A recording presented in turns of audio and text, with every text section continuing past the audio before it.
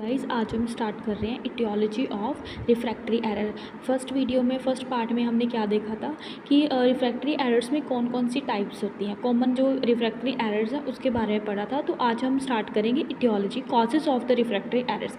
First cause क्या है? Eyeball length. जब आईबॉल की जो लेंथ है बहुत ज़्यादा लॉन्ग हो जाती है या फिर शॉर्ट हो जाती है, उसकी वजह से क्या है रिफ्रैक्टरी एरर हो सकती हैं। जैसे अगर हम बहुत ही लंबे समय तक किसी स्क्रीन पे फोकस करेंगे देन उसकी वजह से क्या होएगा कि आईबॉल की जो लेंथ है वो लोंगेटेड हो जाएगी। लोंगेटेड होने की वजह से क्या होएगा कि हमें नियर जो भी हमारी रेज आ रही है वो क्या करेंगे, फोकस करेंगे बिफोर द रेटिना, जिसकी वजह से क्या होएगा कि नियर साइटेडनेस होएगी, हमें नज़दीक की चीज़ें ज़्यादा अच्छे से दिखाई देंगी और दूर की चीज़ें पे फोकस नहीं कर पाएंगे। Next is cornea, shape of cornea. Shape of cornea सबसे पहले कॉर्निया क्या है कि हमारी आई का जो आउटर लेयर है उसे हम बोलते हैं कॉर्निया। अगर कॉर्निया में की शेप में किसी तरीके की प्रॉब्लम आ रही है, अगर आउटर लेयर में ही प्रॉब्लम आएगी देन लाइट रेज जो है पहले ही एंटर नहीं कर पाएंगी या फिर उनकी एंटर करने में कोई तरह की इम्परफेक्शन होएगी। देन उसके बाद आती है ageing of lens. Ageing of lens में क्या है कि जैसे जैसे एज बढ़ती है जितने भी जो हमारी बॉडी के टिश्यूज़ हैं, सेल्स हैं, वो क्या होते हैं, डीजनरेट।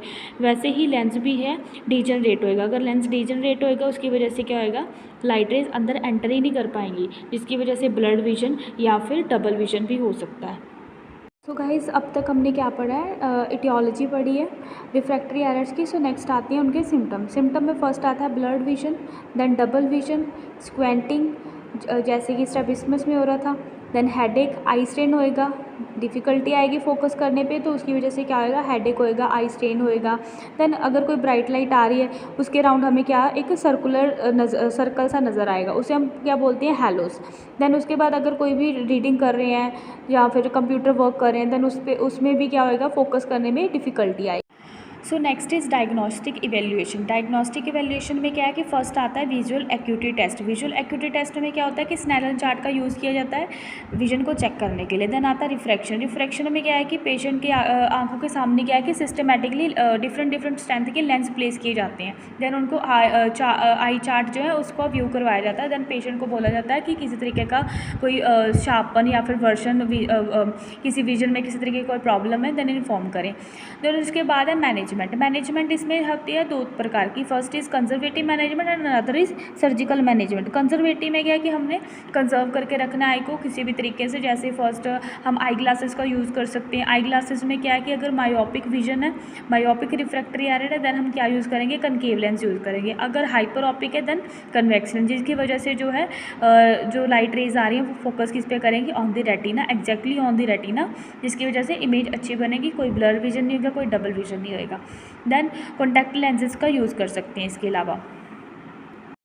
सो नेक्स्ट हम फोकस करेंगे surgical management of refractory error. First is radial keratotomy. Radial keratotomy में क्या होएगा कि जो कॉर्निया है उसके रेडियस पे इंसिजन लगाया जाएगा, जिससे क्या होएगा उसकी जो शेप है उसमें चेंजेस आ जाएंगे। देन माइल्ड टू मॉडरेट अगर मायोपिया देन उसमें हम ये सर्जरी प्रेफर करते हैं। देन उसके बाद आता है एपी कैरोटोफिकिया। एपी कैरोटोफिकिया में एक प्रोसीजर है जिसमें क्या है कि डोनर की कॉर्नियल टिश्यू जो है सर्जिकली ग्राफ्टेड किए जाती है पेशेंट की कॉर्निया पे, ताकि जो रिफ्रैक्टरी एबिलिटी है उसकी वो चेंज हो सके। देन उसके बाद आता है लेजिक। लेजिक में क्या है कि एक लेज़र बीम लाइट जो है, स्ट्रॉन्ग बीम लाइट है, उसे यूज़ किया जाता है कॉर्निया की शेप को चेंज करने के लिए, ताकि जो पेशेंट की विजन है वो क्लियर हो सके। देन उसके बाद आती है नर्सिंग मैनेजमेंट। नर्सिंग मैनेजमेंट में क्या होगा कि पेशेंट के जो आई की जनरल कंडीशन है उसे असेस करेंगे। देन रिफ्रैक्टरी एरर्स जो हो रही है उनका कारण पता करेंगे। देन पेशेंट की जो आई ड्रॉपर्स हैं, ट्यूब्स हैं मेडिकेशन के लिए या फिर अदर आइटम जो उसकी आई के ट्रीटमेंट के लिए यूज़ की जा रही हैं उनकी क्या स्टरलिटी मेंटेन करेंगे ताकि इन्फेक्शन के चांसेस है वो रिड्यूस हो सके। देन उसके बाद पेशेंट को टीच करेंगे या एडवाइस करेंगे कि लेंसेज का कैसे यूज़ करना है। अगर पेशेंट की कोई सर्जरी हुई है आँखों की देन हमने एसेप्टिक टेक्निक है जो यूज़ करनी है ताकि इन्फेक्शन रुक सके।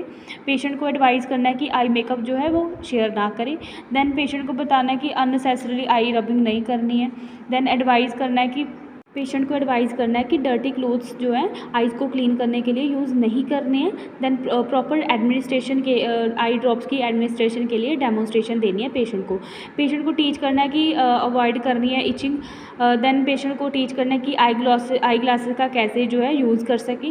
देन पेशेंट को इसके बारे में पेशेंट को बताना है कि अगर वो लेंसेज का यूज़ कर रहे हैं देन उसके साथ कौन कौन सी कॉम्प्लिकेशन हो सकती है और उनसे कैसे बचना है।